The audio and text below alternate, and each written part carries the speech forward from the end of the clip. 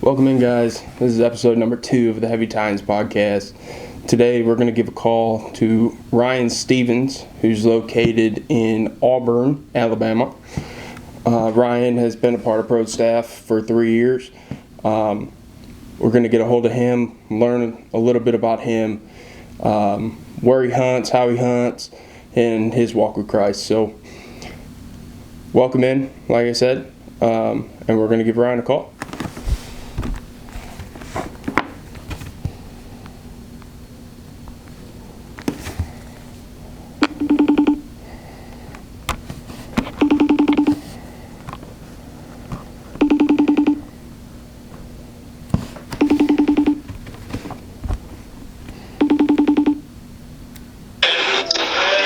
What's up, brother man? Well, I thought I was going to be in my hotel room by now, but my room's not ready yet, so I'm just kind of meandering around. Hey, there's nothing wrong with that. How was your travel today? It was good. It's not bad. About a 3.5 hour drive. Let me get somewhere where I can put my earbuds in and get out of this wind. No, you're good, man. So, how you doing? I'm doing good? Man. I'm doing. Ran to Walmart this morning, after the hiccups yesterday, for y'all who don't know. Ryan and I tried to do a podcast yesterday afternoon, and I had some camera troubles, So, ran to Walmart today and got an SD card reader for my desktop and, going to get everything finalized today and actually up and, rocking and rolling. So where are you at now? Where'd you have to travel to today? I am in Gulf Shores, Alabama. Ooh, I like Gulf Shores. Kind of on the beach, yeah. To be honest with you. So, let me get situated here. Yeah, I apologize, everyone. I should have been more ready for the ready time, but some unexpected hiccups took place. That's okay. I mean, we roll with the punches. It's cool. It's not a big deal.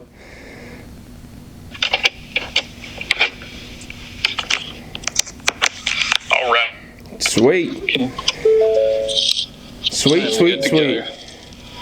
So we're going to do this from the truck style. Well, that's no problem. It don't matter where we do it. So, I guess kind of going back to yesterday, kind of tell everybody who Ryan Stevens is. Where's Ryan Stevens from? Give a little background on who you are. So, Ryan Stevens is the name. I'm from Auburn, Alabama. Grew up in Alabama. What I got into yesterday, until with the camera hiccup, we moved around a lot as kids. My dad had positions that kind of moved us around quite a bit in the industry that he worked in. So spent some time in Alabama, spent some time in Colorado, Pennsylvania, Georgia, and then ended up back in Alabama later on down the road when I started going to school at the Auburn University, War Eagle. And kind of been there ever since. After a couple years after school ended, I chose the military path, and kind of because I had already been through college, I got to skip the whole ROTC thing and went to Army OCS at Fort Benning, Georgia, and was a commissioned infantry officer for about 6 years. Met my wife while I was in the military, and my oldest daughter was born while I was in the military. She was born in 2011. So she's on top of those fun teenage years. I say fun with quotation marks. But I got out of the military in 2000, end of 2012, first of 2013.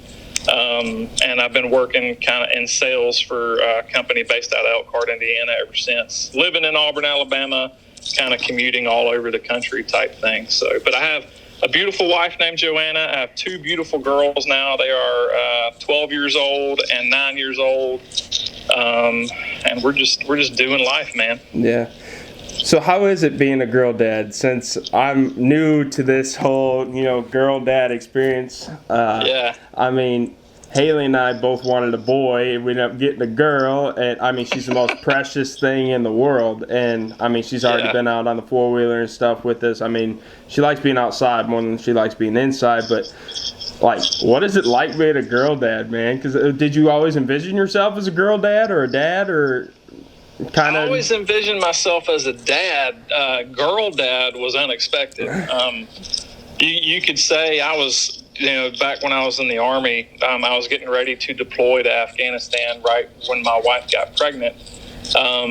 And so I don't remember how long into the pregnancy it was, but apparently it was too soon to get an ultrasound to tell you good enough whether or not it was going to be a boy or a girl. Right, so we went in for the ultrasound. This was down in Georgia.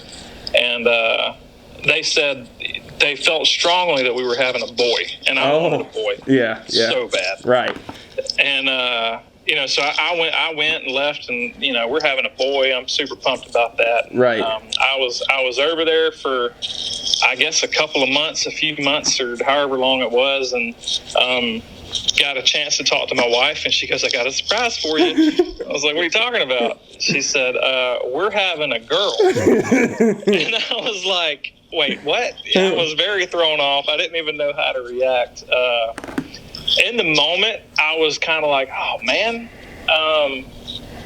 But now, it didn't take long. I mean, the moment that I got to hold my daughter for the first time was life-changing. Right. And then now, 2 daughters later, I wouldn't have it any other way. They are both super sweet. They're polar opposite personalities, but they're both super sweet. They're both super smart.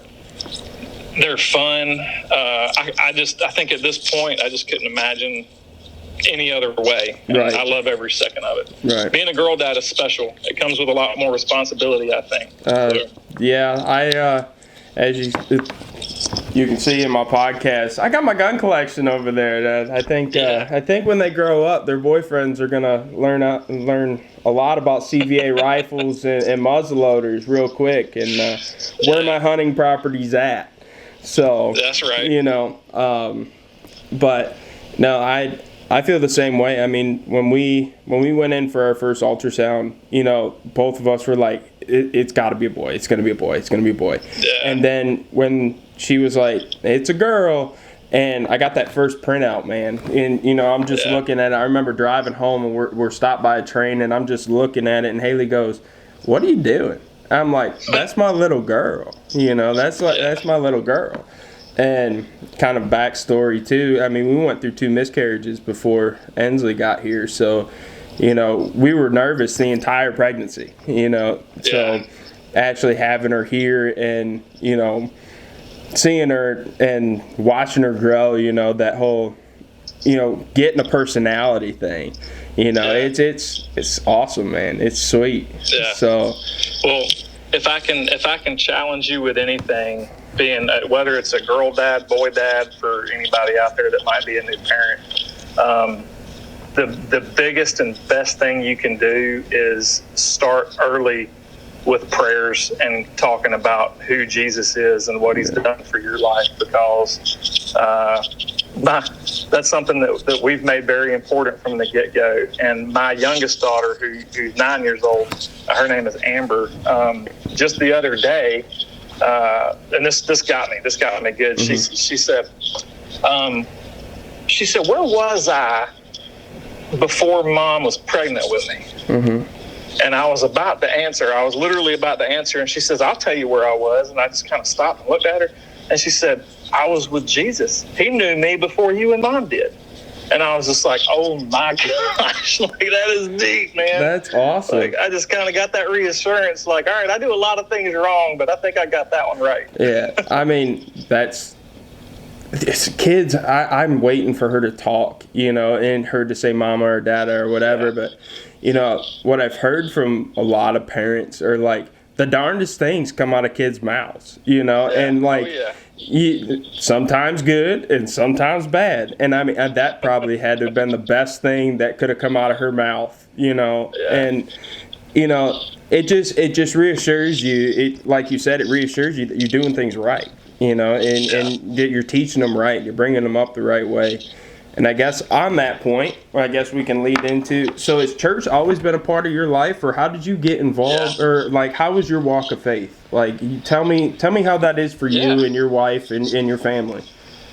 So I grew up in church. I grew up in Southern Baptist, and then when we moved, it was kind of like the independent fundamental side of Baptist church, and then when we came back south, it was Southern Baptist, and then kind of when after high school, when I went to college, I got wayward in college. I wasn't following the way I should have, and I got saved at a very young age. I got baptized when I was 7 years old. I accepted the Lord into my heart before that, but fast forward till shortly after the military. Well, I'll say shortly after the military, about 5 years after the military. This was back in 2018. My wife talked me into joining a small group that the church we're part of now is real big on small groups and building community around you and stuff. And I joined a small group and just surrounded myself with men who were chasing after Christ. And that influenced me greatly. I made a decision to dive in. So in 2018, I rededicated my life to Christ. I changed some things that were part of my life and my lifestyle that I was living at the time, which wasn't great. And ever since then, the small group's grown. My relationship with Christ has grown. My relationship with Christ and my family has grown. And the importance of Christ being the center of who my family is that's number one right now.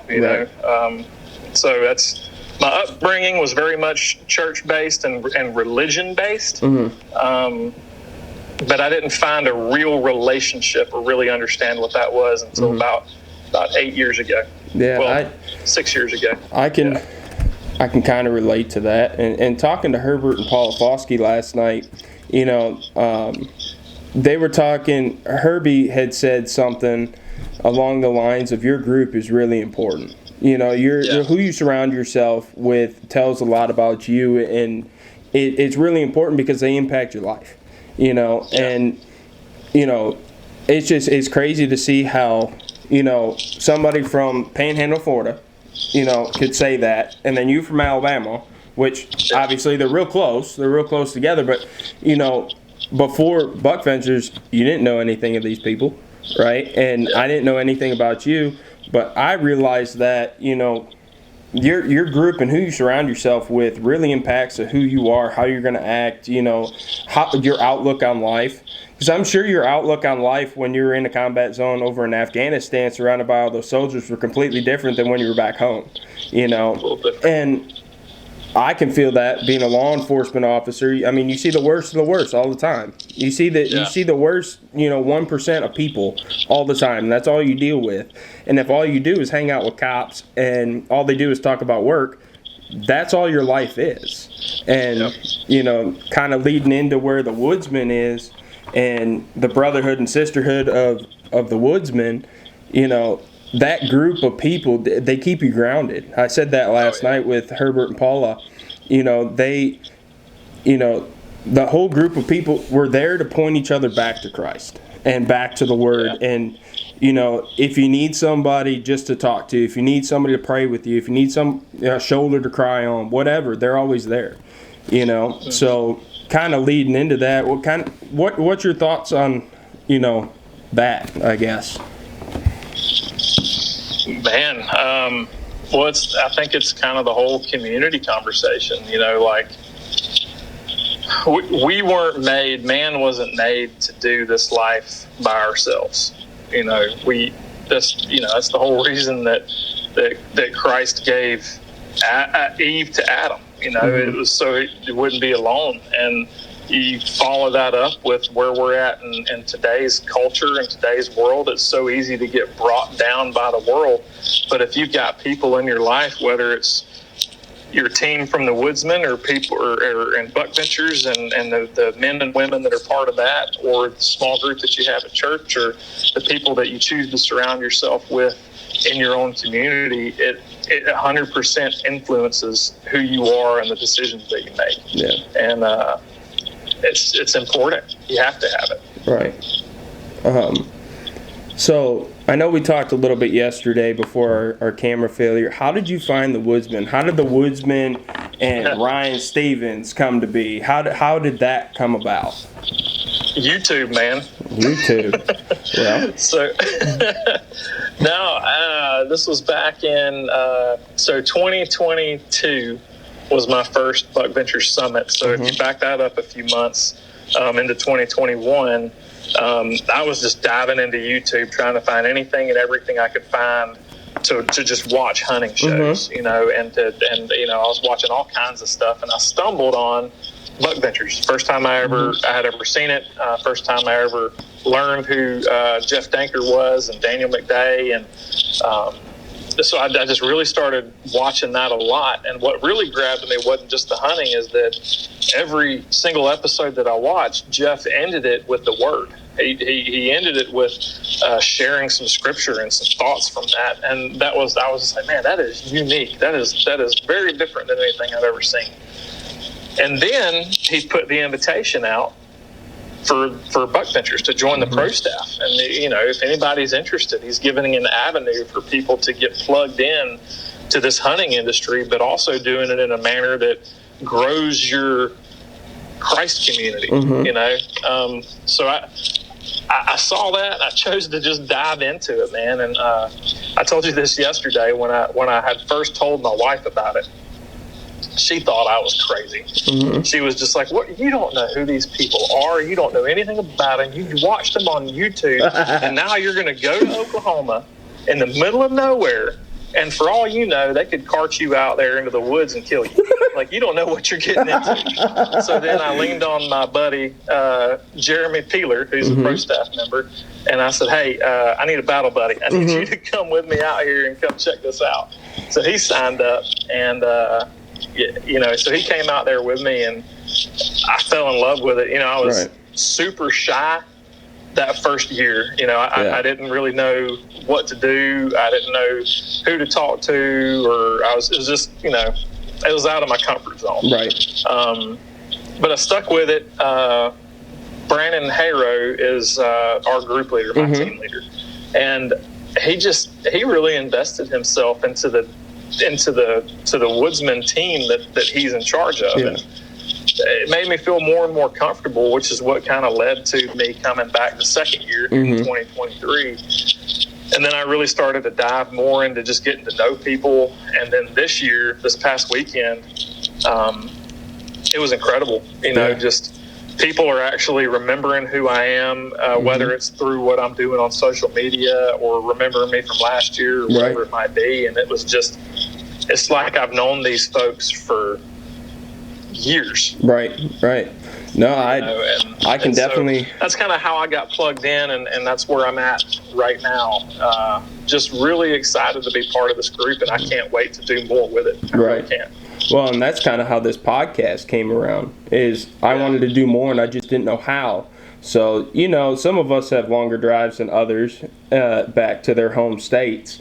And me thinking outside the box, or just my ADHD kicking in because I'm just staring at a road for 13 and a half hours. I looked over to Haley and was like, they have a Buck Ventures podcast. And so, some people get on the Woodsman, if they got great film and they got a great story and they can tell their story. But what about all the other guys that, kind of just fall through the cracks? The ones that put in work, praying for people, or, put in work on social media. Like, obviously, film's not their thing. Okay, that's fine. But there's a spot for everybody. And, coming back, I'm like, somebody should do a podcast for the Woodsman. And then I'm like, you know what, I'll just do it. And Haley's like, you're nuts. This is another one of your crazy ideas. A little bit about me. I come up with a lot of crazy ideas and kind of go off on a tangent for a little while and then come back and it's like, yeah, that's dumb. And, I think this is really going to work. I really do. And this, if people find us through this avenue or whatever. They find us on another avenue, they're going to find this podcast. And the whole point of this podcast is to tell all of our stories as pro staffers. So then when you do show up as a first-time guy, you kind of know some stuff about people, and you can see them and be like, you know what? I got this in common with you, and I got this in common with you. And, you can strike up that conversation so you're not just standing there like that awkward dude in the lunch line like, what's up? Like, how long you been here type of deal. It's like, oh, you're from Alabama, or you're from the Panhandle of Florida. Well, I got family there, or whatever, or I've hunted down there. And, you can strike up that conversation and get more involved from day one, And so, I mean, I don't even know where I was going with that. But I get exactly what you're talking about. I mean, I think another cool example of that is, I met just by chance of him reaching out on Facebook Messenger, and we exchanged phone numbers. Landon Hall, who's down on the east coast of Florida. He connected with me because he saw that I hunted in Alabama, and his family background, lots of hunting and history in the state of Alabama, and we hit it off the bat right away. And that he's not even on our team. That was just like a random connection that happened because of this whole thing. Right. But I think you were kind of alluding to the importance of community through what you were just talking about. Yeah, and it coming back to the whole, this is your third year. This is also my third year with the Woodsman. We came in at the same time, and coincidentally, so did the Foskies, which we kind of connected over last night and told some stories. But like going into the third year, you kind of. You got past that whole drinking from the fire hose thing. You get past the whole, well, I know what I'm doing. And now it's kind of like, I need to find my place. Like, where can I contribute? Where can I help? Yeah. And I think a lot of people are looking for that, and they just didn't have an avenue for it. And this year, last year we kind of talked about it. I got a little lazy with my film or whatever, and Jeff had touched on it on the meeting. You got to make a commitment to one or the other. Either you're going to kill the deer and not have it on film, or you're just going to get it on film and miss a deer sometimes. And last year I was kind of playing the in-between game. I was playing it on the fence the whole time. And this year, I told Haley when we were leaving, I said, we're diving all in. We're just going to go all in. We're going to go hard in the paint and see where it leads us. And that's kind of how this podcast came to be too, because I wanted to find a gap, somewhere that wasn't being covered. And, I was telling you over text message, your story is just important as the next person's story, whether you had a good year hunting or not.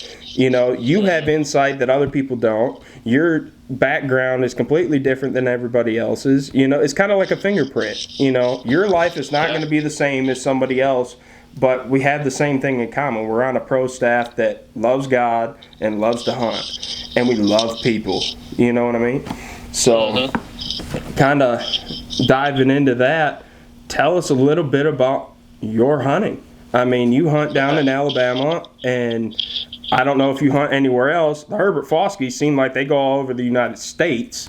Herbie and Paula Foskey, they seem like they travel all over and hunt a whole bunch of different things. Me, I got lucky and got to do my first Oklahoma hunt last year, first time hunting out of state. What does hunting look like for you? Well, right now it's pretty much secluded to Alabama. That's a couple years ago, I ventured out into Pennsylvania. My brother lives up there, so I got a tag and went up there and hunted, and we hunted some public land up there, which it was a lot of fun. But I mean, for the most part, my hunting is on a lease here in Alabama, South Alabama, and then I hunt some public land. But I have the aspirations to get out and go hunt more. In other states, like I want to go kind of like a bucket list setup that I want to check off. I want to go to Kentucky and hunt velvet deer. Okay. I want to go to my biggest bucket list item is to get out west and go archery elk hunting. That's my biggest dream. I would love to be able to do something like that. But I'm going to start. My brother-in-law has some property in southeastern Oklahoma. and I'm going to try to get out to Oklahoma here soon to do a hunt over on his property. Some friends of mine from here in Alabama were talking about trying to set up that Kentucky hunt here sometime soon. So yeah, the aspiration is to get out of state, but here in Alabama, I mean, it's pretty good hunting. We don't have the giant deer like you see in the upper Midwest, but you know, it's good hunting. It's a lot of fun down here. We got a lot more does than bucks, that's for sure. Well, I mean, depending on where you're hunting up here, and this is from my experience, depending on where you're hunting up here, it's almost the same. Where all you see is like really young button bucks or does. I got blessed with a 65-acre lease last year. I cold called 200 people and found somebody who's actually like really Christ-centered, and their family is amazing. Shout out to Christy and her family. They're from a county just a little bit over, but it's her family's property, and nobody's ever asked to lease it or anything. And, you know, I asked to lease it. She was more than willing to lease it to us. And then when she learned more about us and learned more about, you know, who we are as people, you know, it just reassured her that this was the right choice, you know. And it's funny how God works some ways. But, you know, this morning we actually got a couple pictures of coyotes on our property that we haven't had. Like, I mean, at all. We haven't had fox, we haven't had coyotes, nothing, and now we got at least one big female and another male. So we're going to get out, I think tomorrow morning, we're going to get out and try to kill them. There you go. Because the babies are coming. And all of our deer, they seem to be dropping twins, so we don't want any of those disappearing. So I don't know. Do you guys have a big predator problem where you guys are at, or? Yeah, we've got coyotes everywhere and lots of bobcats. So kind of our biggest issues are coyotes and bobcats. More so coyotes, and we try to get out and manage what we can as far as the coyote population on our lease, as much as we can. Because like you said, you know, babies dropping is right around the corner, and that's what they're going to go to. Right. And we want to maintain a healthy deer population, and the only way to do that is to not only manage your deer herds, but manage the predator population that's around. Correct. So, Now, I know you had talked about yesterday where you hunted some public, you know, land that 17,000 acres, something like that, near Auburn. There's 17,000 acres of public that's just right down the road from where I live. Yeah, and like we had kind of covered it yesterday before the camera cut out. You know, even with 17,000 acres, it still gets kind of crowded.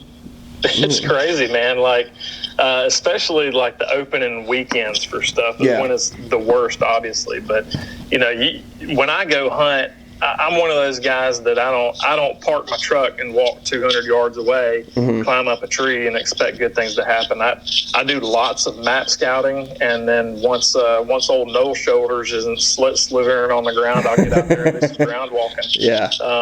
And do some scouting, and I try to purposely find areas that, you know, are what I think are out of the way from where the other folks are going to be. You know, a couple of the spots that I hunt on this piece of public is about, a solid hour walk from where I usually park my truck at. And, you know, this past year, there was one morning I went out there and I felt great. I was just going to be a good morning. It's cool out. Deer are going to be moving. It's going to be awesome. And as soon as daylight broke, I'm whistling at hunters left and right, like, I'm up here already. Go away. Yeah. And these are people that are like just walking in, just getting to their spot. I've already been set up for 45 minutes waiting on daybreak, and I'm just like, oh my gosh, I can't believe the amount of people out here. But hey, that's public land hunting, and around here we're dealing with the population of Auburn University also. You know, it's a big ag school. There's tons and tons of guys and girls that are hunters out of that school. Yeah. So they take advantage of the 17,000 acres too. And you get enough people consolidated into an area, you're bound to run into somebody. So. Well, and I kind of touched on it yesterday. We have the Maumee State Forest, which is like 350, 400 acres. And you got all the guys from Toledo and the suburbs that don't have access to private property that'll go out and hunt this. You know, you get up in a tree and you're like, this is perfect. I mean, I got 3 trails coming together. You know, I got water over here. They're bedding over here. And sun comes up and you can count on both your hands and your toes how many people are in the trees next to you. And, I mean, honestly, you can play a game of charades in there. I mean, you got a whole football team where both sides of the ball that could go out and play a football game, and we're all trying to shoot that little button buck that's coming through, you know what I mean? And now, don't get me wrong, during bow season, it's not so bad. Gun season, that's completely different. And that's kind of what pushed us to try and find some private land, you know, and just cold call people and try to find something to get away from that, because it's so hard to, one, enjoy the hunt, and two, even capitalize on anything, because, man, you could put an arrow in something, it could run 200 yards down, and somebody else is going to put another arrow in it, you know what I mean? So it just kind of, one, you know, you want the deer to act like deer and all the animals to act like animals, because, you know, for people who are tuning in that aren't, you know, super familiar with hunting, pressure plays a big deal on how animals act.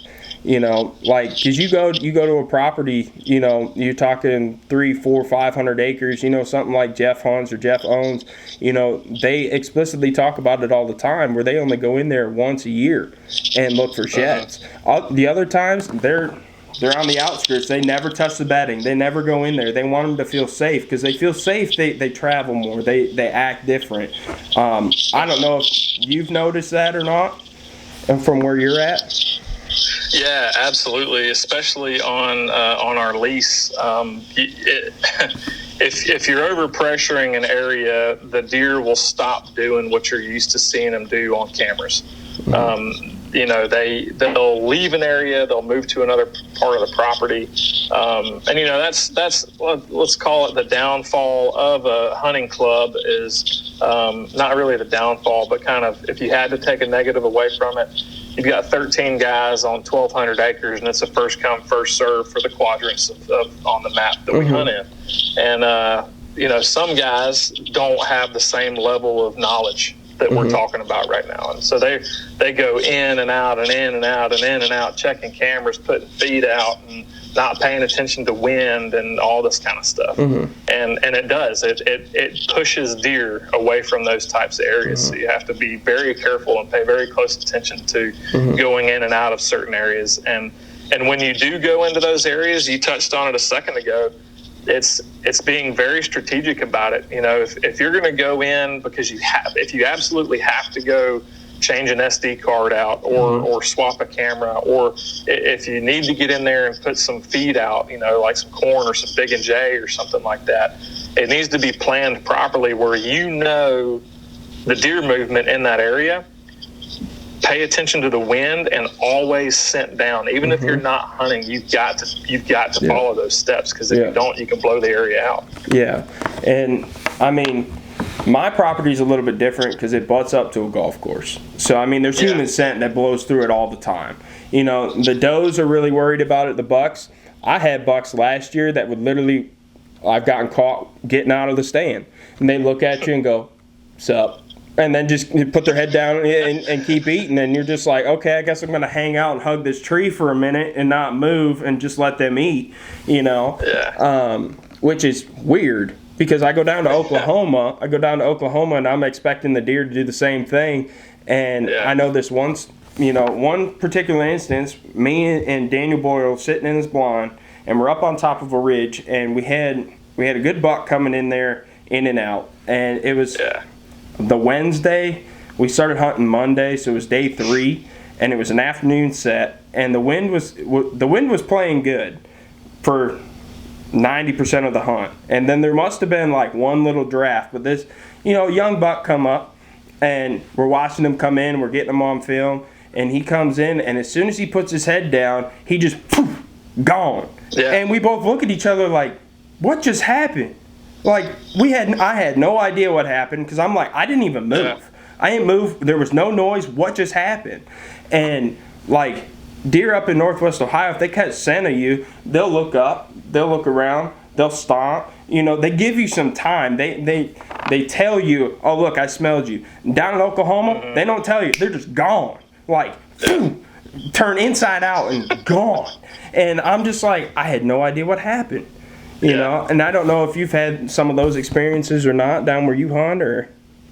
You know, I always feel like even if I'm in a spot that's not heavily pressured and the wind is perfect and I know I'm scented down as best as I can be with my dead down wind, it's like a deer comes in. It's just, they just know something's not right. Right. They just know. Now around where I hunt, you know, if a deer gets uneasy and they take off out of there, as long as if they don't blow, then usually you've got a good chance of more deer coming in. But if you're sitting there and they don't like what's going on, and then they blow and then run off, then you might as well call your hunt done.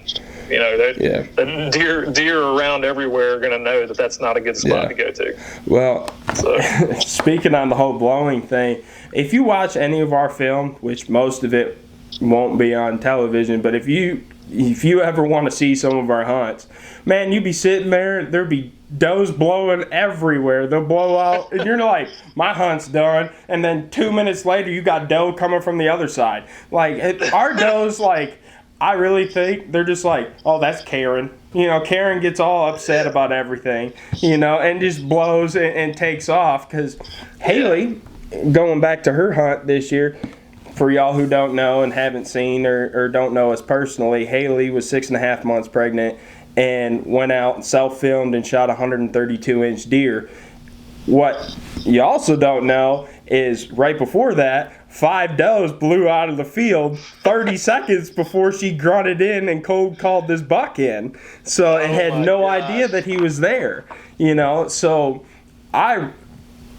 people talk about the blowing deer and whatever. You know, you just have to know your deer. You know, and I really think, you know, having those hunt stand that we're sponsored by and having, you know, the stealth cameras, it really helps track, you know, okay, well, our deer are doing this time of year, and you know they're reactive to this, and you know. You kind of just need to be in an area and see it for yourself, and it really helps, especially having those cell cameras like Stealth Cam provides, and being able to watch them and see what they do. You know, it also helps you track patterns and stuff. And I mean, the more you can pattern a group of deer or a buck, you know, your odds go up. But you know, so kind of tell us about your season last year. You know, you got any highlights? You got any funny stories? You got, you know, stuff that you could tell us, man? Because I know every hunt's different, and I'm sure there's plenty of funny stuff and heartbreaking stuff throughout a year.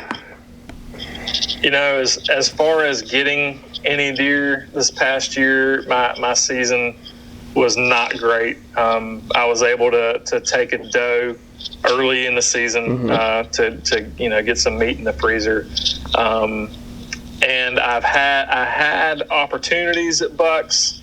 A couple of them I chose not to take because I just didn't feel comfortable with the shot. Right.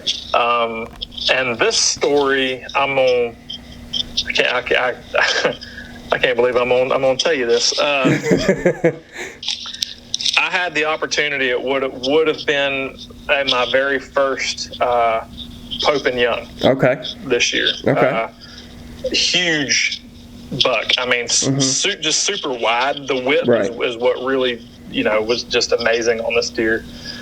Anyway, he comes out chasing. And for those of you that don't know, in central and lower Alabama, the rut doesn't start until mid to late January. We don't rut in November or October like a lot of places in the country do. We rut in late January into February. So this is probably the third week towards the end of January, and I'm sitting in a creek bottom, and I have a couple of does out in front of me, and I'm just sitting here like, any minute now, I just felt like that a good buck's going to come out. And I had 2 of them in mind that I was hoping would come out, and this one I'm about to talk about was one of them. So these does start to kind of meander off to the northwest of where I'm sitting, right? And they head kind of up a hill and into some thin pines. Well, about 2 minutes later, I hear a bunch of crashing. Mm-hmm. These does come running right back to where I'm at, and then there he is, this wide 8-point. It could have been more than 8, but if it's the same deer that I've got on camera, this is just a stud 8-point. He comes through, and he doesn't come any closer than about 40 yards, okay? And he puts himself in a window, and, you know, I'm really comfortable with my bow at 30 yards. Mm-hmm. Beyond 30 yards, you know, I practice at it, but after this event, I'm going to practice a lot more at it. So he presents himself kind of on the slope about 40 yards away, maybe 40, 45 yards. And I draw back, and he's kind of moving. He's got his nose to the ground, and I give him a little meh, and he stops, and I let that arrow go. And he doesn't drop on the arrow. Mm-hmm. The arrow just sailed right over his back. I mean, I promise you, some hairs probably came off of him. He takes off running, and I'm just like, oh my! I sit down. My hands are, my head is in my hands, and I'm just like, I can't believe that just happened. 30 seconds later, these same does are crashing right back through the same area, and he's right behind them. And I'm just like, no way! I've got another opportunity. I get an arrow on real quick. I get set. He's on a slope, probably about 45 yards at this point, and I draw back and I let that arrow go. I hear this crack, and then he takes off. Now, granted, I didn't see his rear legs kick up or anything like that, but the sound I heard sounded like, all right, I might have just smacked this dude like right in the shoulder. Or something you hit like something that. hard. Yeah. Well, so it gets dark. I climb down. My buddy Nathan Baker, who's an incoming pro staff for us this year. He's got his daughter with him, who's 8 or 9 years old. He comes down, and we start just grid searching this area, looking for blood, looking for sign, looking for anything we can. And I know I'm kind of rambling on, so I'll wrap this up. Hey, no. Quick, but, hey, we got plenty of time. You tell the story. People are interested in the story. You know what I mean? Like, you're painting a picture. You're painting that picture. You know, like if you generalize it too much, people can't dive into that story. So the more you paint that picture, man, the smells, the sounds, the wind, you know, people can see it, and people can relate to it, because that's how what you're thinking never ends up on camera. You know what I mean? And the whole story, only half the story ever gets told, whatever's on camera or whatever. You know, this is your time. This is your time to tell the entire story. You know, the way the leaves smell, the crunch, the wind, the deer, all of it. It's your time, man. Don't worry about time. All right. Well, then y'all listen up and ride this shame out with me then. So we get to searching. It's pitch black out. You know, we've got our headlamps on. We're grid searching the area. Can't find anything. And the funny part about it is his daughter. She's hilarious, right? So we're sitting there. Nathan is probably 50, 60, 70 yards away from where we're at. She's kind of hanging back with me, and she just randomly goes like, I gotta pee really bad. And I said, girl, we are deep in the woods right now. Like, if you need to go that bad and you can't hold it, you're just going to have to go. Yeah. She goes, well, then turn around and don't look at me. I was like, all right. So I'm sitting there, and you know, she does her thing. I thought that was the best part of the whole night. So anyway, Nathan comes back. We look at each other, and we kind of talk through the sound again that I heard when I shot the arrow. And he's like, I wonder if you smacked a tree. And I was just like, so we went back to the point of impact, or supposed point of impact. We start looking around. We're looking in some trees, and again, where I shot this deer, he's on a slope, right? So I'm almost eyeball to eyeball with this deer, even though I'm 30 feet up in a tree. Okay, we look up, slowly just start going up this one tree with my spotlight, and there it is. That daggum blood sport is sticking out of a tree. And I'm just like, you have got to be kidding me. And but it solved our mystery. Yeah. And that arrow is going to stay there for the rest of its life. Mm-hmm. Well, I don't think anybody's climbing a tree. Right. I mean, those are the stories, though, that, like, you know, you watch these TV shows, you know, and that's one good thing about buck ventures is they show the failures, you know, and they show the points where, like, yeah, we went on this hunt, we had all these great footage, we had this, that, and the other, and it just didn't come together, or we flat out missed. You know, it happens. Dude, when I let that arrow go, I was convinced. I was just like, I just got the biggest buck of my life. Like, I thought that I had that deer.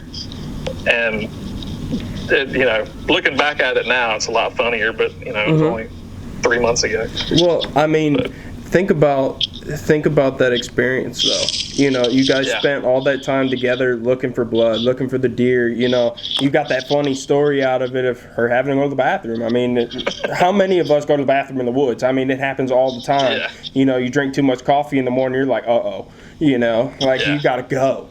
And, you know, I have some funny stories about that, too. But, you know, it's the memories. It's the memory. It's not always about the deer, you know. And I think a lot of people get wrapped up in, especially like being on a pro staff, you kind of feel like you're under the gun, you're pressured, where you want to get this big deer on camera. You have these deer on you know, your trail cameras, and you have these deer moving through, and you get good film on these deer. And then when it comes down to it, sometimes it doesn't work out. And but that time that you spent, and like last year I hunted with Haley and my dad more than I hunted with them ever. I hunted more with my dad last year and the year before than I ever had hunted with my dad in all my years of hunting.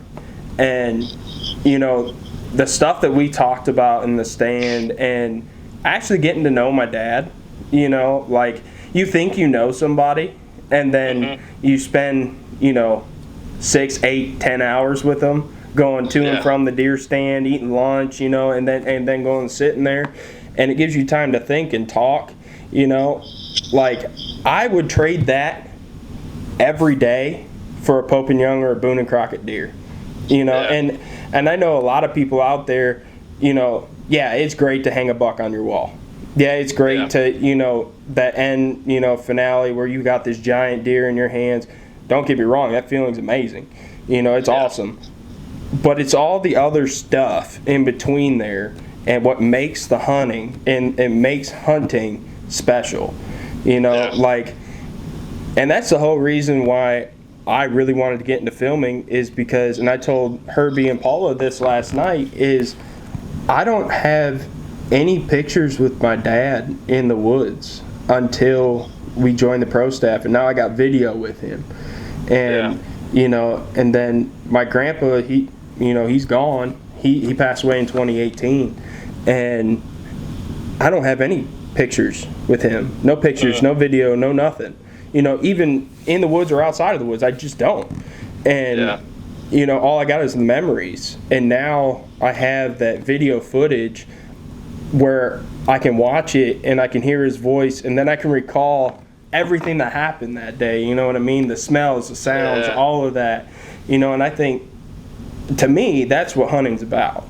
You know, it's incredible. You know, and I don't know if that's how you feel or like that's your experiences, but that's my experience with it. Yeah, I mean, that's the truth. You know, when you take a look at, I guess, my family dynamics, I am extremely close to my mom and dad. They are not outdoorsmen. You know, other than golf. We'll go play golf together now and then. But I'm kind of the outdoorsman in the family. But what I take from it is, you know, my time in the outdoors and in the woods is so much more than hunting, because that's time where I get to experience God's creation. Correct. And that's really what I reflect on more than anything. Some mornings, you know, I just like what I think it was Jeff talking about it this past weekend. trying to think, and Bill Jordan had mentioned it when he was talking, that his favorite time is in the mornings when he hears those first birds start chirping. And that experience is just, I can't really describe it in words how awesome that experience is. And that's what makes it so much more than hunting for me. It's a real connection, I think, with God's creation. With the lease that I have, even though I have tried to talk my kids into going out and sitting in the woods with me, and they'd rather play with Barbies and do all that kind of stuff than get out in the woods. But one thing that they will enjoy is the camp side of it. Right. And that's something that is going to be a really big deal for us, and where we're going to create lots of memories for the future. But no, I see what you're saying, and I think that's awesome. And I can relate to a degree for sure. And, going back to the whole, if you're a deer hunter, at least in places where you sit in a stand, because obviously there's a lot of places where you spot and stalk. You don't sit in a stand for muleys. If you're hunting out west, obviously it's not the same, but it could still be the same feeling where, you're out, and before the sun rises, man, you get that, it's like, I don't know, rut time for you is in January, rut time for us is in November, but you get that first, cold breeze, and it blows right past your nose, and it makes your nose a little cold, and then you get the smell of the leaves, and you see that sun come and crest that hill, and it just, that warmth that hits you. It's, you can't describe it. There's no words that are for man to describe the feeling that just drops down into your soul when you watch that sunrise and that first ray of sun hits you, and you hear the woods just come alive, and they don't know you're there. You just get to enjoy stuff that almost is forgotten about in our society.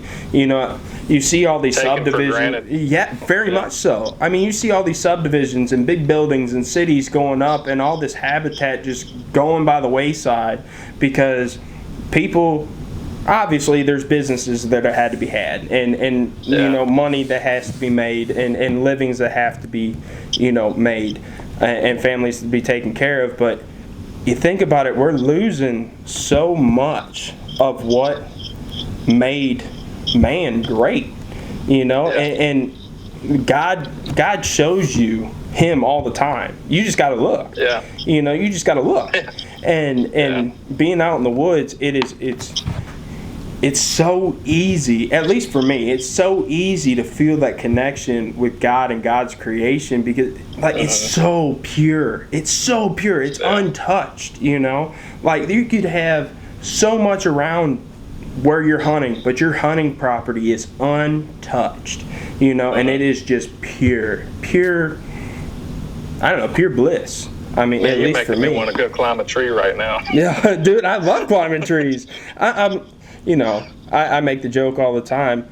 I just got stuck as an 8-year-old kid climbing trees. This time I just bring a weapon with me.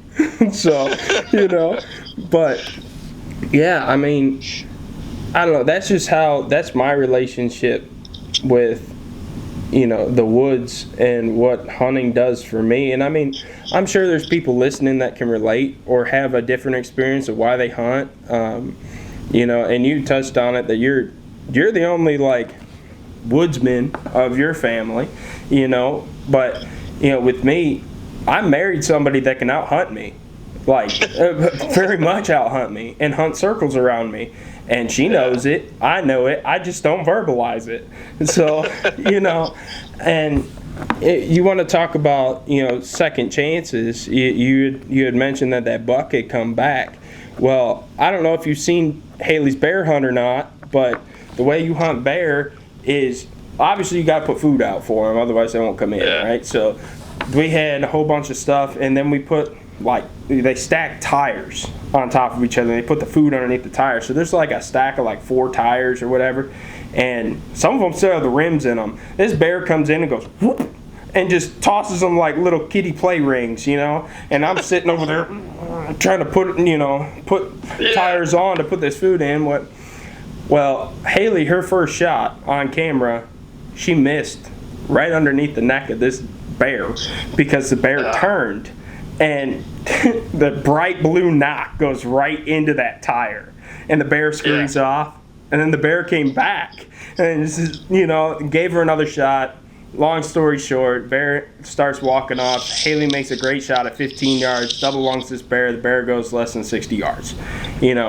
But you talk about second chances. That memory of her missing that bear, and then her getting out of the stand on our blooper reel. She goes, all right, let's go get the first arrow that I missed. She goes to pull it out of the tire, and it doesn't budge. She goes, yeah, we're just going to leave that there. Dude, you know how hard it was not to just crack up laughing, And I spent like 20 minutes yanking on that arrow trying to get it out, But that memory of the miss even almost trumps the kill, because it's just being able to share that and to have that and to feel, no worries in the world. You're not thinking about anything else. You're just thinking about, you're there with your own thoughts, and you're there with people that you love and you care about, and you're talking about the camp thing. I mean, that's where all the stories are told. I don't know if you're like me, but I could sit there for hours and listen to the old timers tell stories, man. Just sit there and listen and, talk about, this was my first deer story. Well, son, back in 1932, when I shot my first deer with a single shot, whatever, or a recurve bow, we didn't have all this high-tech stuff. And, they talk about, just walking in and sitting next to a tree and this giant 160 comes out, you know what I mean? And I could eat that up all day, and that's what hunting's all about, man. So, well, we've been at this for about an hour. Hey, this is fun. This is great, AJ. Yeah. I like this. I like this a lot too. I mean, I don't know how much time you got, or if you want to keep talking, or if you want to wrap this up. It's up to you, man. I'm just sitting in my truck. I'm waiting on. Like I said, I wish my surrounding was a little bit more conducive to the eye of someone watching a podcast, but I'm sitting in my truck waiting on this hotel to tell me my room. Well, the good thing for you is I don't have enough technology to screen record you, so they just got your voice, so they don't know where you're sitting or anything. So I could have kept my mouth shut. Y'all wouldn't have even known it. See, but hey, we're all about transparency here, so but just getting back to talking about hunting, man. How did you get into hunting then? If your parents are not big outdoorsmen and, haven't been hunting, because you had made mention of that, how did you end up in a deer stand? So that's kind of a funny story too. I didn't get into hunting until I was probably 11 or 12 years old. Mm-hmm. We were living in Pennsylvania at the time. And we were our church that we were going to. My folks had some very. Ooh. Well, we got some technical difficulties. His phone has disconnected, so we're going to try and reconnect with Ryan.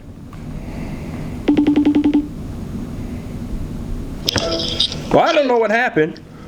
I thought you were tired of me talking. No, I thought you disconnected with me. He was like, you know what, I'm done. Got halfway through that sentence, I'm done. So, I'm going to do that mid-sentence click-off. Oh, yeah. Well, I told everybody, I said, we're having some technical difficulties. Remember when I said there would be no hiccups? Hey, man, that could be on my end. I mean, it says I got a good signal, but you never can. I have great signal down here. But, and I got full battery. Trust me, I made sure I had full battery and everything today. But anyways, you said you were saying that you were living in Pennsylvania at the time, and the church we were going to, my folks had made some really good friends there. Their names were Denny and Cheryl Eckenrode, just people that I will remember and know for the rest of my life. They invited us out to their house, which was out in the country in York, Pennsylvania, or maybe it was just outside of York. But we went to their house, and I remember going down this real long gravel driveway. and there's just this kind of this big open field around the back of their house, and then there was like a small mountain off to the right or like a really big hill off to the right into the trees. It was just, I just remember looking at it like, man, this is the outdoors out here, you know. And we went into their house, and I don't remember if it was the first time we went or maybe we got to know them a little bit better, and then they kind of opened up a little bit more about who they were. But I remember getting walked into this dude's gun vault, if you will. I just remember it being like a big closet in their basement that was locked up pretty heavily, and he had just rows and rows of guns on the wall down there, and I was just like, oh my gosh, this is awesome.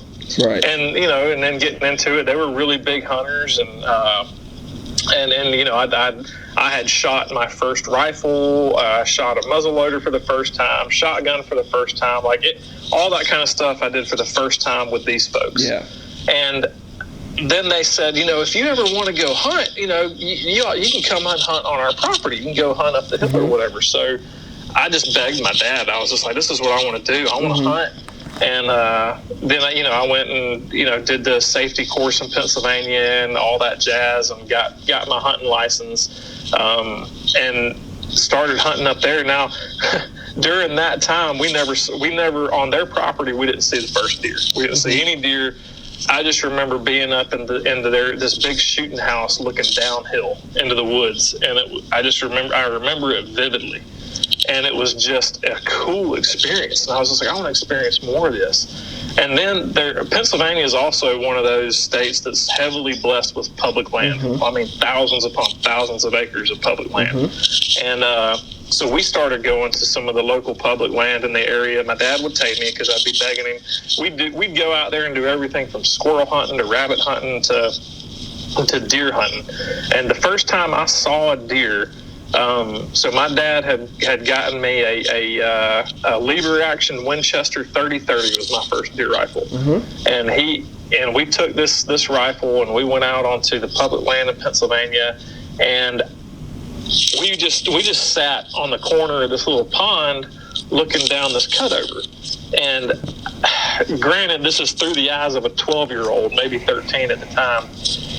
I feel like I saw the biggest deer I've ever seen in my entire life. And it was like, kind of like the big old chocolate horns type setup. And I'm sitting here just amazed. But he was moving through this cutover pretty quick. I wanted to shoot him, but he was also a long ways off. I didn't know what to do. I didn't get a shot off or anything. I just remember seeing it. It was my first time seeing the animal that we were chasing. And I don't know, it just stuck with me, and I just got this fever to want to keep doing it. And it just kind of grew from there. And to be 100% honest with you, starting my hunting at the age of 12, I did not kill my first deer until I was 18 or 19 years old. Okay. All right. And that was a spike that I thought was a doe. Hey, it doesn't matter. I mean, so I can kind of relate. So, like, my dad and my grandpa, they were big in the outdoors, right? And they were big on hunting. And my dad belonged to a pheasant club for the longest time with my grandpa. And, I begged my dad when I was younger. I'm like, Dad, I want to go hunting. I want to go hunt. I want to go hunt. I want to go hunting. And it wasn't until I was 13. And my parents had gotten a divorce, and my dad was living with my grandparents at the time. My dad's like, you know what, we're going to get you guys into the hunting club. And the pheasant club that we were a part of had good deer property, too. So he's like, we're going to go out and we're going to go deer hunting. We're going to practice shooting guns and whatever. And the first gun that I ever shot is actually still in my gun case. It was my grandpa's gun. It was his first gun that he ever got, and he didn't shoot a deer with it. And I'm the only one to ever kill a deer with that gun. That's awesome. So still have that one. It's an antique, but she shoots straight. I mean, Haley killed her buck with it this year. It shoots straight. So that's awesome. But long story short, I remember showing up my first morning, and I didn't know what to expect. And I'm 13, and my brother, so I'm a year and 8 months older than my brother.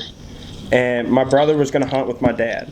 And the way this woods was set up is you had this like fence row of trees, right? And it split the fields, and it went back to about a 75-acre property, and they had logged it 2 years prior. So they had big old logging trails going through it, and it was kind of outlined just 5 yards into the woods all the way around, right? So me not knowing that I need like clear shooting lanes and all this, that, and the other, I found the thickest stuff possible to tuck myself in, and I sat right on the corner of the front 2 logging trails, and my dad and my brother went back into the woods a little ways. And I'm sitting there, and, you know, at that time, I'm in 8th grade, you know, and I just gotten, like, my first cell phone, so, like, I got my earbud in, listening to music, texting, I'm really not paying attention, you know, and I look up, and there's a big doe, and a littler doe, but it's not a fawn, and it's walking right up the logging path, like right to me. So I'm like, well, I want to shoot the front one. Front one's big. The front one stopped right behind a tree, and I'm like, oh, I can't shoot that one. I can't shoot that one. And the other one, the smaller one, was looking around and started to stomp. So I'm like, okay, well, I got one shot to pull this off. Come to find out, they were only like 12 yards from me. It coming from like the 13-year-old, you know, it's like a 30-yard shot, you know, it's like with a shotgun and all this. Yeah, no, I threaded through a hole about this big, and all I remember is pulling that trigger and falling over because I didn't have any rest. And when we were shooting the guns before, you know, I was leaning forward on a table, so I wasn't expecting the 12 gauge to kick that hard. And so I'm sitting up, and I got I got 2 points of contact. I got my elbow on my knee, and then that gun tucked up in my shoulder, and I pulled that trigger. I fell over. And I got up as quick as I possibly could, and I was looking, and I saw this deer running, and all of a sudden she fell. And I'm like, I did it! And then and I just started screaming, like, through the woods. Like, I shot, like, 200-inch, you know, giant deer. And I'm, I did it, you know. And then give the biggest hug to my dad. And my dad's like, shh, you gotta calm down. And the worst part is I'm still like that today. That could be it might not be the biggest deer in the world, but I still get jacked up every time, man. Yeah, crazy. You just go crazy, man. And I know exactly what you're talking about. So you said that you shot a spike that you thought was a doe for your first deer. Walk us through that, man. What was that? Walk us through that. Walk us through your first deer, because I know that's got to be amped up. You got to be amped up for that one. Well, so I had been, obviously at that point, I had been hunting several times. I had explored different properties through various connections that I had. I never had a real connection where I was ever a member of a hunting club until kind of later on in life as a member. I did kind of come up in the hunting club that I'm in now with my uncle and stuff, but, you know, just never got like a big opportunity to take a significant deer or even kill a deer until I was older. But I went in there with a buddy of mine. He invited me. This was in Macon, Georgia, and he put me on a food plot in a big tripod stand. And I just remember sitting there, and I remember it coming to the end of the day, and I was like, you know, it's just another day. I'm not gonna see a single deer. And I'll be honest with you, at that point, I did not care probably if it was a spike. If I knew it was a spike, I probably would have still shot it, because I was just ready to have a deer under my belt. Right. But this deer walks out of the woods. It's about, you know, a little over 100 yards away. And I'm just sitting there, and I see the deer, and my first reaction was just like, no way, there's a deer out here in the woods. I can't believe it. You know, I was just like freaking out. I was super shaky. I remember you could probably hear that metal tripod just rattling. I was shaking so hard. And I just put the gun on the front rest of that tripod and just took a deep breath in, then let it out, and on the exhale, I did a little pause on the exhale, and I just pulled the trigger, and deer dropped right there, and awesome. didn't go anywhere.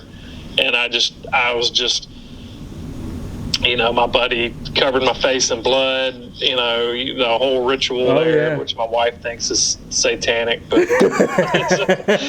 she can't understand that. But hey, it's all right. It's respect, man. It's respect for that animal. So. Yeah, it's acknowledging what just took place, and I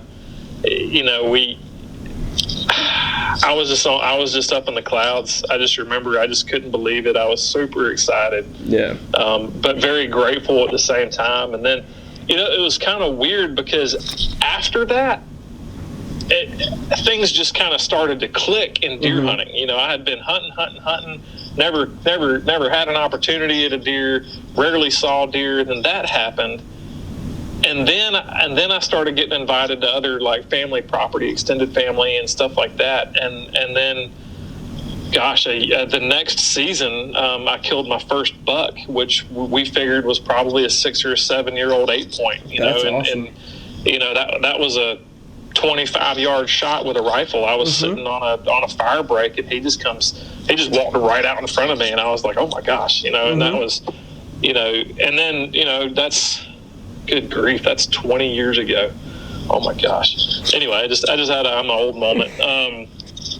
Well, I mean, and Herbie last night, I had made mention that they're a little bit more seasoned than what I am. I'm 28 years old, and he goes, "You just called us old." I said, "Look, man, I did not say that." I had to try to get that segment in there. You know what I mean? No, so I mean, yeah, like I said, I'm 28, and I killed my first deer when I was 13. That's 15 years ago. Yeah. And like that makes me feel old, man. Like it really does. Right. It like having a kid makes you feel old too, But you talk about the shaky thing, man. So I made mention earlier that I hunted with my dad a lot this last year. Well, my dad still hasn't gotten his first bow kill, and he's been hunting with a crossbow. And he's had a mountain of bad luck. Like if it could go wrong, it has gone wrong for him. Like he smacked a tree with a deer at like 15 yards and it was 160, like just a giant buck, and he smacked a tree or he shoots just underneath them or something along those lines. Well, opening day, we had a little 7-point, we call him Ghost. He always shows up in the fog. Like he's always in the fog, so we call him Ghost. A little 1.5-year-old, maybe a 2.5-year-old that's just a call buck. We can't really tell. It was our first year on the lease. We had him at 7 yards. So my dad, I'm like, Dad, if you want to use your buck tag, you can. And he's sitting over there. Dude, this little muddy ladder stand, dude, was... and my camera's going all the way across, and I'm like, Dad, you gotta calm down. And my dad's been hunting for 30 plus years, and it is a tiny little 7-point. He's like, dude, you can hear it on the mic. You can hear the stand going. And then when he decided he wasn't going to take the shot, we were going to pass him up, let him grow another year. It just all went. Phew. And then it was good. But he's like that on the first deer every year. Sorry, Dad, I got to tell this, man. The first deer every year, it doesn't matter how big the deer is. It could be like a fawn with spots. Like you start seeing the deer and the deer's coming to you. He just gets that. I can relate.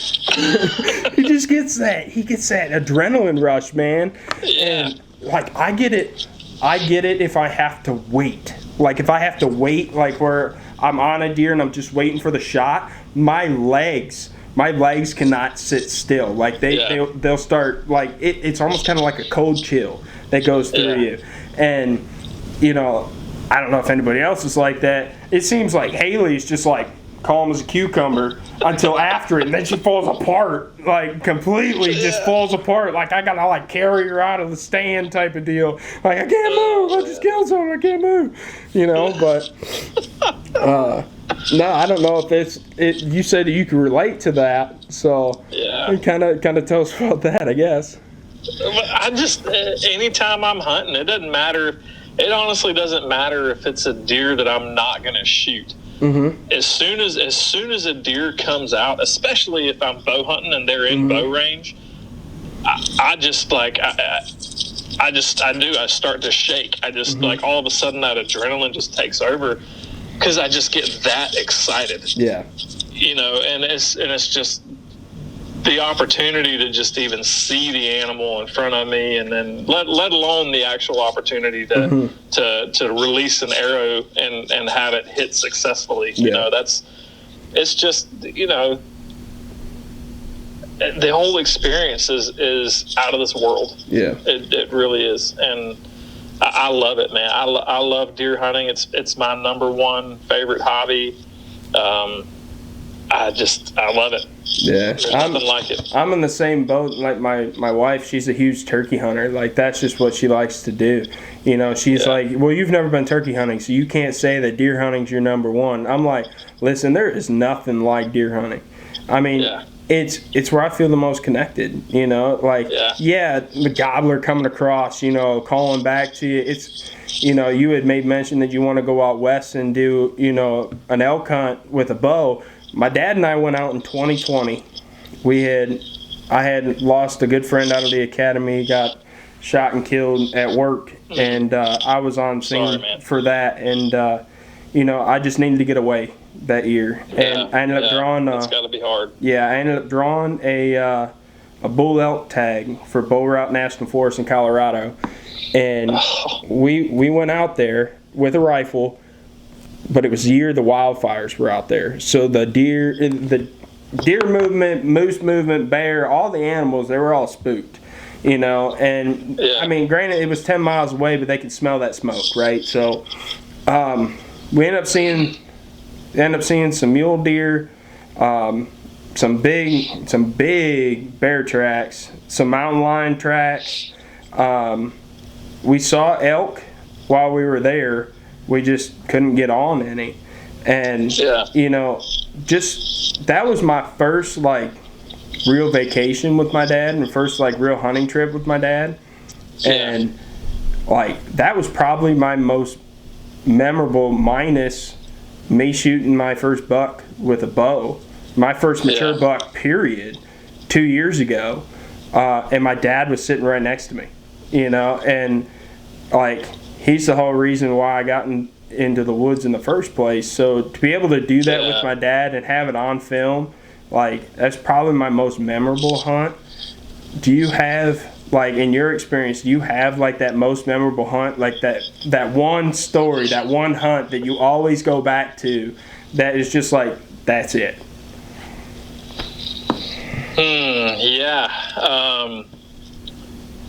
Probably my first bow buck.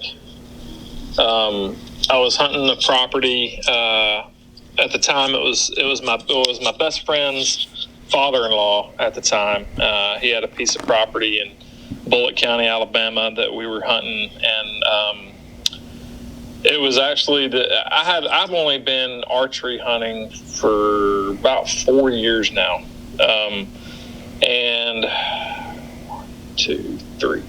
3 years ago was my first archery kill. Okay. And I was hunting the same stand. So earlier that year, I had my first archery kill, which was a doe on a food plot, sitting in a lock-on between kind of a swamp bottom and a food plot. Mm-hmm. And I sat in that same stand several weeks later during the rut, and this the 7-point came out. Well, I had a spike and 2 does on a feeder out in front of me about 15 yards away. And then, I was sitting there, and then I saw some movement off to my right and just kind of slowly turned my eyeballs and my head. And then the first thing I saw was just a rack. And then this buck was coming in, and, I just remember the adrenaline rush, the feeling of I cannot believe that I'm going to get an opportunity at a buck, and then the same feeling of don't you screw this up and make noise and, all that stuff. And I just remember that, and it was probably the toughest shot I've ever made with my bow since then too. That deer was at 12 yards when I made the shot, and I was literally, it was almost a 90-degree angle pointed down from where I was at. It was tough, but I just remember letting that arrow go, pass through, and he took off, and he went maybe 25, 30 yards, started to stumble and fell over. Yeah. And yeah, the shaking, the adrenaline rush, all that. But then I had a moment where I just sat down and everything got real calm. And I was just like in awe of what just happened. And I was super pumped, my first buck. And, I just started calling everybody I knew. I called my wife first. She was excited for me. I called my best friend, and he had not killed a buck with his bow at that point either. And he was just super pumped for me. And he was on property. He was hunting across the street when this happened. So, I got to go grab that deer, and him and I got to just kind of celebrate what just happened together and thank God for the experience. And, that first racked deer with my bow will sit in my memory bank for the rest of my life. Yeah. And so will the second one, the third one. It's it just that first one is just, there's something special about it. Yeah. And I can wholeheartedly agree with that one. I mean, I wanted to take my buck with a compound, but I ended up, I got hurt at work and had to have wrist surgery. And, this was a couple weeks before my wrist surgery was scheduled. It actually happened. So it was weird. It's a weird story. The buck we call Bigfoot, Danny Boyle actually is the one who named him. And I ended up naming the one Danny shot, that Larry, that was on the Woodsman. I named that one because of the huge crab claw that he had. I'm like, you should call him Larry the Lobster, like off of SpongeBob. And he ended up calling him Larry. And I had this new deer on camera that year, and it was in velvet. I'm like, what should I call this deer? Like, obviously, you can't see the characteristic of, like, what his rack's going to look like. And he ended up, he had giant hooves, man. I'm talking, like, hooves. Like, almost 6-7 inch hooves. My gosh. And he goes, call him Bigfoot. And so Bigfoot stuck. And, my wife, Haley, had a couple really good encounters with him, just couldn't get him to come in. And I just happened to be sitting there, and he came in and put a horrible shot on him. Absolutely horrible. I shot him in the rump. It was the worst shot that you could possibly put on a deer. And I was completely calm. That was the worst part. And I don't know what happened. I don't know what happened. I can't even justify the shot. He was hard-quartered away, but, like, I can't even justify why the arrow went that way because I was on a rest. I had it all dialed in, everything. I don't know what happened. But it ended up cutting that femoral artery in half. He went 35 yards and laid down, and we watched him lay down, and he was done. With the butt shot. Yeah, with the butt shot. So always aim for the butt, guys. Not really. Don't do that.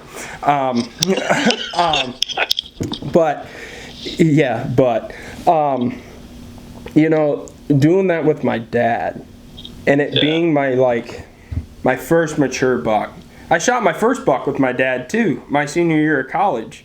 We happened to be hunting a little 5-acre plot, and some guys went in and were trespassing and pushed the woods, and this buck come back out and gave me a 35-yard shot, and I shot him with a shotgun, and he went 35 yards piled up, and my dad happened to be 35, 40 yards down in a tree stand. I can hear him yelling, "Good shot, dude, good shot," and I was all jacked up for that little 8-point. He didn't even score 100 inches. I mean, he was tiny, but Bigfoot, having that experience with my dad was absolutely amazing, and I wasn't always close with my dad. I didn't get close with my dad until I was in college.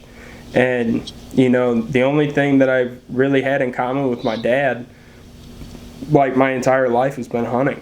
And, getting that time with him in the fall is just absolutely amazing. And being able to do that on camera and have that giant deer sitting there, and one of my favorite pictures, it's actually the one on my wall over here, is me and my dad, and I'm gripping and grinning on Bigfoot, and my dad's right next to me, and it's just, I got all choked up when that happened, Yeah. and then talking about it, because one day he ain't going to be here. And having that with him is really special. Yeah. And, and I wouldn't have never had it on film if it wasn't for the Woodsman. And it just falling in line, like, for whatever That's reason. God, man. Yeah, for whatever reason, I put in that application and never thought I was going to get a call. And we talked about it yesterday. Joe Bufford, God bless him. God bless him, brother Joe. Man, find some good cell service. Switch cell carriers. I don't know what you got to do, buddy, but man, having that phone call. One, he's got that such thick draw. Even from Kentucky, he's got that really thick draw. And then he never has cell service. He's always yelling at his dogs. And I had to replay the message that he left me because I work nights. So he called me at like 4 o'clock in the afternoon. I was still sleeping. And I had to replay the message like 4 times to actually understand what he said. Like, I caught Buck Ventures and Joe out of the whole thing. Like, it was a trip, but pretty much. And I'm just kidding, brother Joe. hey, we love you, brother Joe. But and just to have, going through the same stuff that you basically went through, going down there. I went down there with Haley, and, we didn't know what to expect. And we left just jaw dropped and flabbergasted at the reality of what this is. And, if anyone who's listening, you watch The Woodsman, they have that saying before every episode: outside looking in, you don't understand it, and inside looking out, you can't explain it. And it is so true. So true. It's a spot-on statement. It 100% is. And I haven't met a pro staffer that could put words to it. I mean, you just have to experience it, and it's open to everyone. And I don't think I don't think people understand that. It's open to everyone. Like, you put in an application, they're going to invite you down. Now whether it's the right fit for you or not, that's up to you. That's a decision for you to make. But the opportunity is there. The opportunity is there. And they said it the first year I was there, you too, the second year and this year, this opportunity is presented to us. It's up to us to accept it. But you get out of this exactly what you're willing to put into it. Exactly. And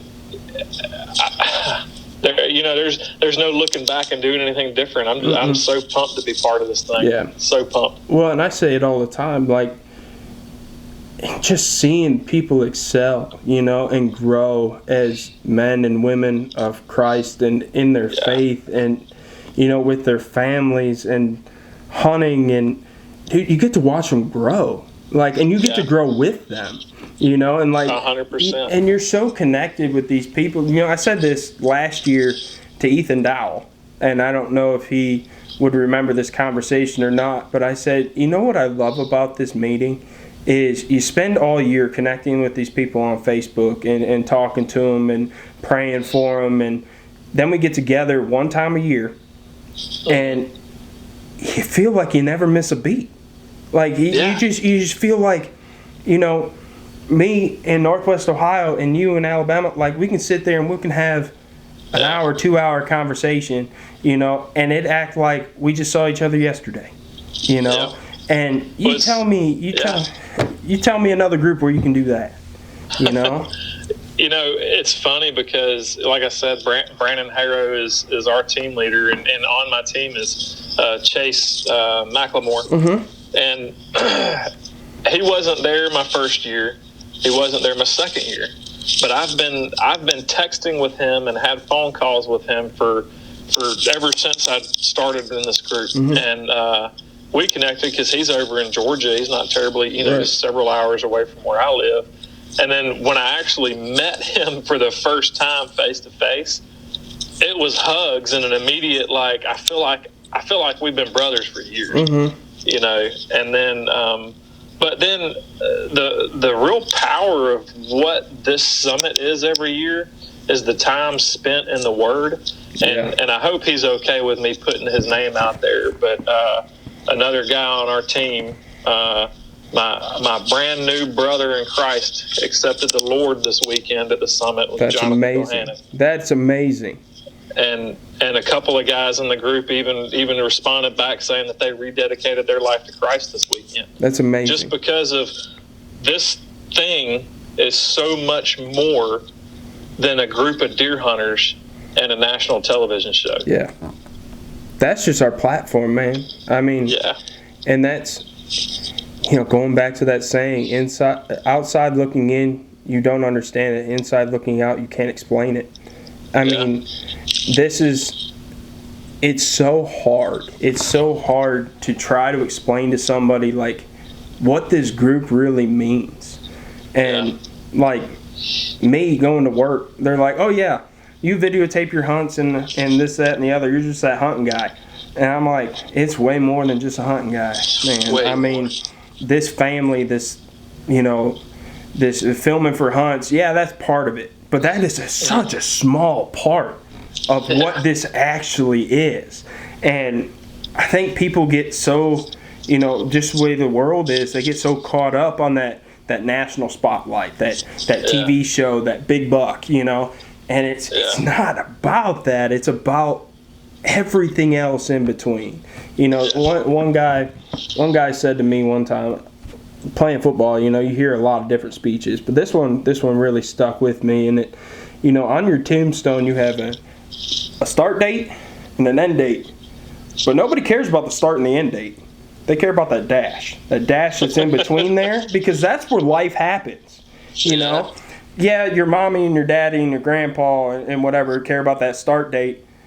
Most of them are gone. They should be gone by your end date.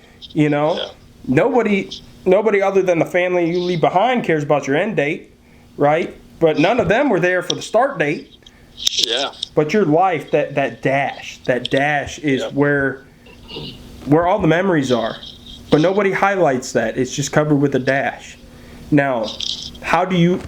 he said, it doesn't matter about the start date and the end date. It matters about that dash and how you want to be remembered. How do you want to be remembered, right? And that dash explains it covers up how you are remembered, and everybody that comes and visits your grave can come and say a different thing about that dash, and how you impacted them, or what they remember about you, or how you're remembered because of that dash. Yeah. And, looking back on it, I'm 28 years old. I don't got much underneath that dash. I really don't. I mean, some people would say other things, and it could say more or less, But I tell you, man, the mark and the dash that this group and Buck Ventures is really leaving on this world is absolutely phenomenal. Sure is. And we're honestly just getting started. Yeah. I mean, they've been around for 7 years, but man, I feel like we barely scratched the surface. Yeah. Oh, it's the truth. And you caught this yesterday when we were talking. You say the Buck Ventures is touching the world, and just a reminder of what you said yesterday. We've even got, if I'm not mistaken, a new staffer in from New Zealand. Yeah, New Zealand. I don't know how we reached New Zealand. Buck Ventures is touching New Zealand. New Zealand. Now, I mean, you want to talk about a big jump? I mean, that's a couple ponds that it jumped. Yeah. Like, you want to talk about an impact.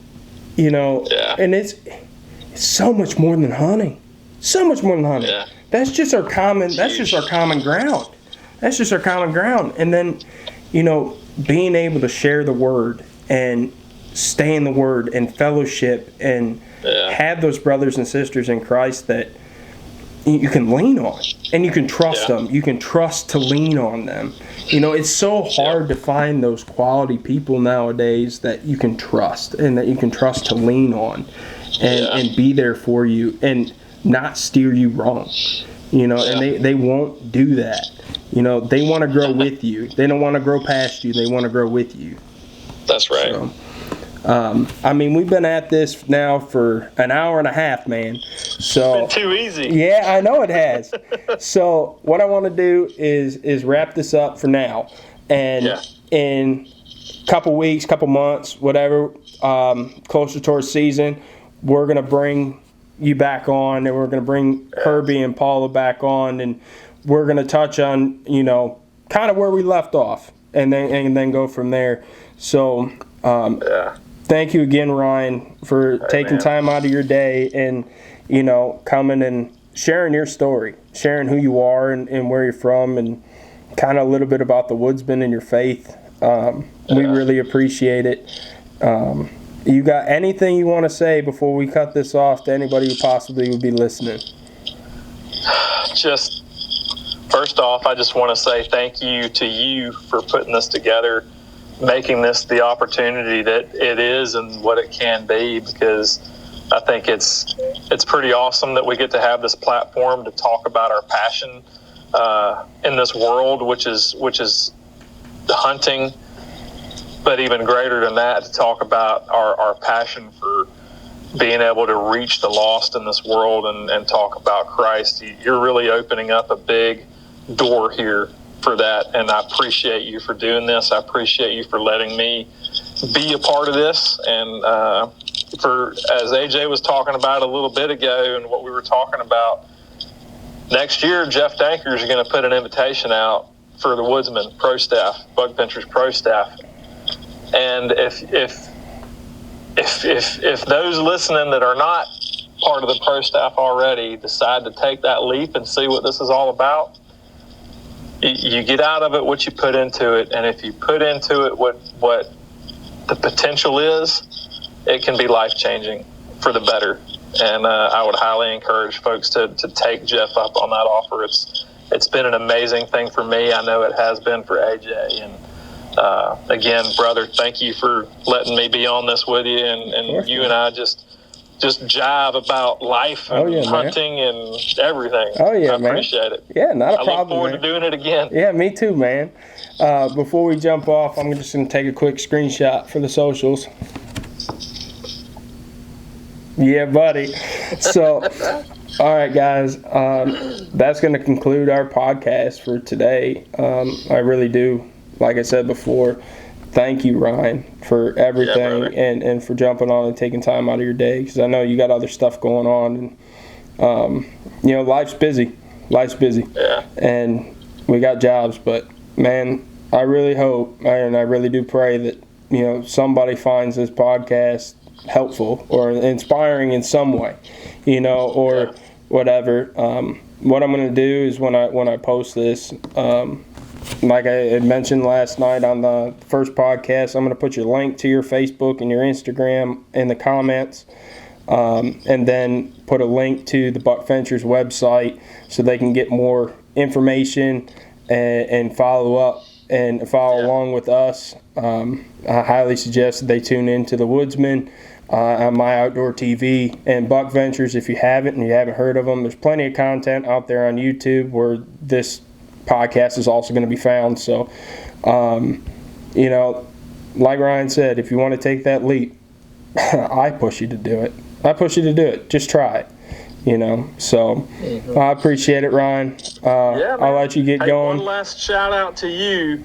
Our brother right here, our host, drops a good one on the Woodsman this year. Y'all tune in when that comes out. Oh yeah, buddy. I hope so. And Haley's Bear. Haley's Bear should be on it too, man. So yeah, I do drop a good one, and I do cry, and I'm a very ugly crier, but but all right, man. Thank you again. I'll catch up with you. All right, man. Bye.